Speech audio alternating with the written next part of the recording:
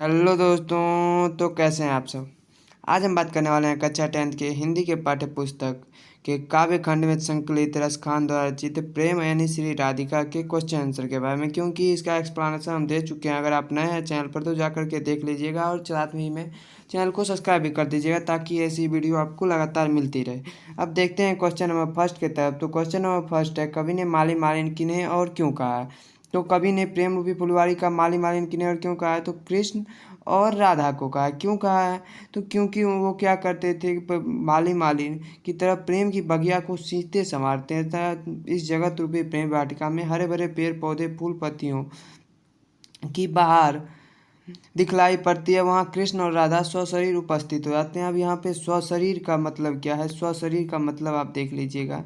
जो स्वशरीर का मतलब होता है जो अपने शरीर रूप से वहाँ पे उपलब्ध हो जाते हैं।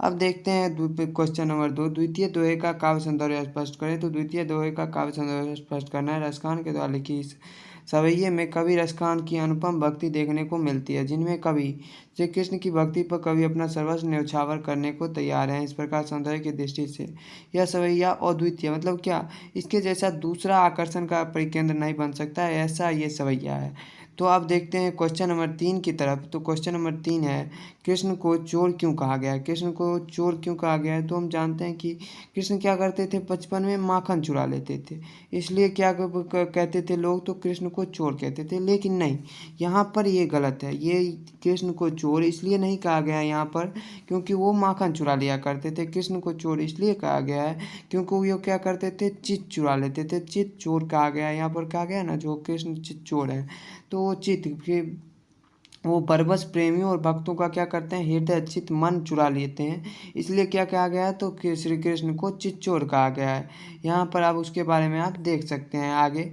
तो अब देखते हैं क्वेश्चन नंबर 4 की तरफ। तो क्वेश्चन नंबर 4 है, सवैया में कवि की कैसी आकांक्षा प्रकट होती है, भावार्थ बताते हुए अर्थ स्पष्ट करें। अब कह रहा है जो सवैया जो यहाँ पर रचित है उसमें कवि की कैसी आकांक्षा प्रकट होती है, कवि का कैसा भाव प्रकट होता है, साथ ही अर्थ भी बतलाना है इसका। तो इस सवैये में कवि रसखान की अनुपम भक्ति अत्यंत ही सौंदर्यता से भरी हुई है। इस सवैया में कवि कहना चाहते हैं कि अगर उन्हें श्री कृष्ण का वनवास देखने, गौ चराने तथा उनके कंबल और लाठी मिल जाए तो इसके लिए यहाँ पे सॉरी गलती हो गया है, तो आप इसको इग्नोर करके आगे बढ़िएगा। आठों सिद्धू और नवों निधि का सुख त्याग देंगे और वे इसके सामने करोड़ों इंद्रपुरी को न्यौछावर कर देंगे। तो यहाँ पे अब क्वेश्चन नंबर 5 की तरफ आते हैं। क्वेश्चन नंबर 5 है, व्याख्या करें, मन पावन चित चोर पलक ओट नहीं कर सकियो। अब बताए थे व्याख्या करने के लिए क्या करते हैं, ये जो पंक्तियाँ दी गई है, ये पंक्ति जो दी गई है उसके बारे में पहले लिख लेंगे, जो ये पंक्ति कहाँ से ली गई है, कहाँ से उद्धृत है। उसके बाद वो क्या करेंगे, पैराग्राफ चेंज करके इस पंक्ति का भावार्थ लिख लेंगे।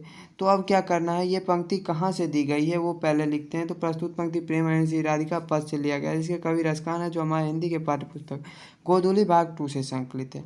अब क्या करना है, आगे देखना है हमें। तो आगे इस पंक्ति में रसखान ने भगवान श्री कृष्ण को चित्चोर कहकर संबोधित कर रहे हैं और कह रहे हैं कि मैं इन्हें अपने दृष्टिपटल से एक क्षण के लिए भी अलग नहीं कर सकता, क्योंकि ये मेरे हृदय के सदा के लिए बस चुके हैं।